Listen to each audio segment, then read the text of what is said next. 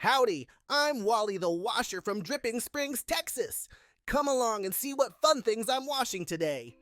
Hey kids, it's me, Wally the Washer from Dripping Springs, Texas. Today, I want to talk to you about something super important, keeping your teeth clean and healthy. Did you know that brushing your teeth twice a day helps keep those pesky germs away? When you brush in the morning and at night, you're making sure your smile stays bright and shiny. And guess what? Visiting the dentist is just as important. They help clean your teeth and check for any problems, making sure everything is A-OK. So remember, brush your teeth for 2 minutes twice a day with a little bit of toothpaste. And don't forget to floss. It's like a fun game to get all the tiny bits of food out from between your teeth. Keep smiling and stay healthy. See you next time on Wally's Adventures.